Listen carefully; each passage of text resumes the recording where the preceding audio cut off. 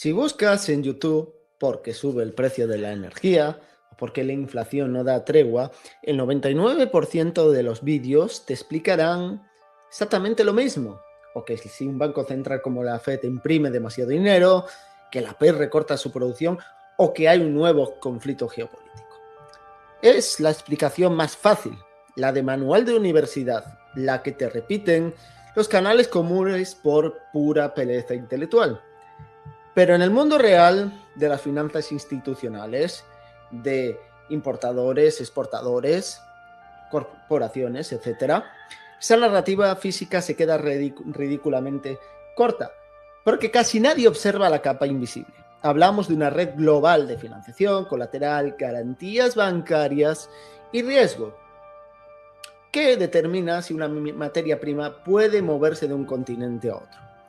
Y cuando esa red se vuelve más rígida, costosa, restrictiva, la inflación se dispara, no en las fábricas, no en los supermercados, sino dentro de la propia fontanería del sistema financiero.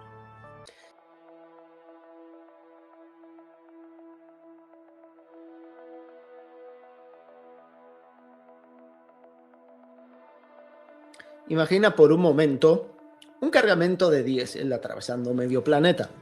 Antes de llegar al consumidor final, ese cargamento necesita algo mucho más importante que barcos. Necesita confianza. Alguien tiene que poder financiar la operación, validar el pago internacional a través de bancos corresponsales, emitir cartas de crédito, asumir el riesgo de contraparte y cubrir la exposición en divisas, asegurar el transporte, aceptar el colateral y coordinar instituciones en distintas jurisdicciones. El petróleo no se mueve solo físicamente, se mueve a través de una compleja arquitectura financiera. Pensar que no solo o muchas empresas necesitan o no quieren usar su capital por eficiencia de capital y que tienen sus líneas de créditos totalmente fundidas y necesitan una garantía bancaria que le permita financiar la compra de petróleo. ¿Para qué? Para pedir prestado efectivo y poder llevar adelante la transacción.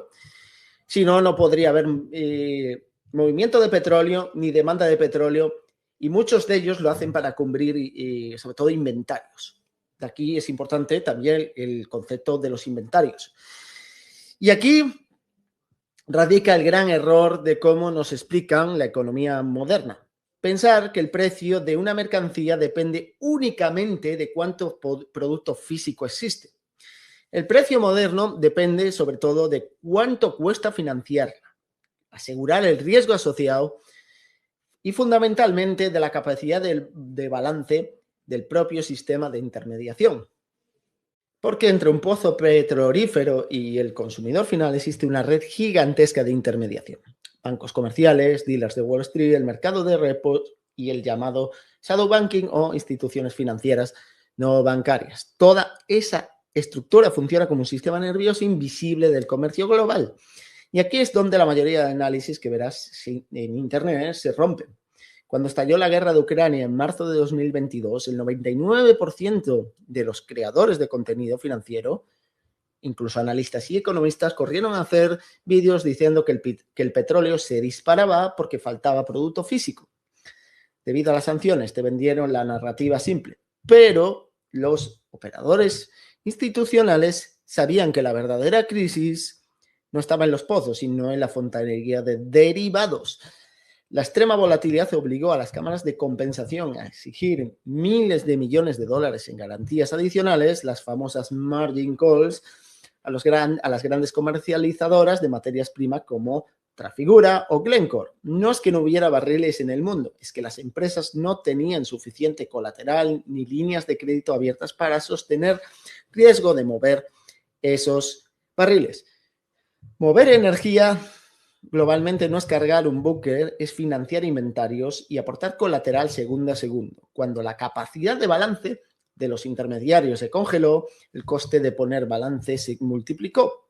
Y esa fricción en Wall Street Ginebra es la que provocó el salto inflacionario que tú pagaste en la gasolinera. Eso es lo que en la televisión, los canales comunes te resumen por pura comodidad como crisis de oferta. Es como si el sistema financiero tuviese pulmones invisibles. Cuando los bancos tienen capacidad de balance, el sistema respira, la financiación abunda y el riesgo se absorbe fácilmente. Pero cuando esos pulmones se comprimen, todo se vuelve más lento, más caro y más frágil. Y aquí aparece la conclusión más incómoda de todas. Muchas veces los bancos centrales suben los tipos de interés intentando enfriar la economía y frenar la inflación, pero al hacerlo están encareciendo y asfixiando la propia arquitectura de financiación global. Un sistema con menos elasticidad de balance financia peor, absorbe peor el riesgo y transmite más fricción y más costes a la economía real. Combatir la inflación con recetas tradicionales de libro de texto pueden terminar generando nuevas capas de inflación estructural. El mundo moderno exige un comercio instantáneo, energía barata, cadenas de suministro perfectas. Pero la arquitectura financiera real exige cada vez más garantías, más colateral y más protección frente al riesgo. Cuanto más complejo se vuelve el sistema, más caro resulta sostenerlo.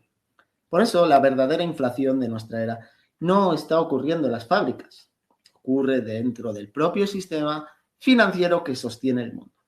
Entender la economía real ya no consiste en mirar gráficos simplificados de oferta y demanda, ni en escuchar discursos políticos.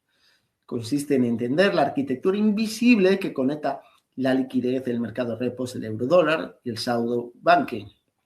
Si estás cansado de explicaciones superficiales de siempre, como cuando el precio del oro cae, te dicen no tienes que entenderlo o no tienes que saber el porqué de que cae el oro, sino que tienes que sentirlo. Cosas como estas. Los datos, como iba diciendo, si buscas un análisis más técnico, con marcos conceptuales completos y los datos de balance que manejan los profesionales, es decir, entender cómo funciona el sistema, tienes el enlace en mi Substack junto a la descripción y el comentario fijado. Porque cuanto más profundizas en el sistema, más te das cuenta de que la economía moderna no funciona como nos la contaron. Así que amigos, nos vemos en otro vídeo. Espero que os haya gustado que tengáis buen fin de semana. Chao.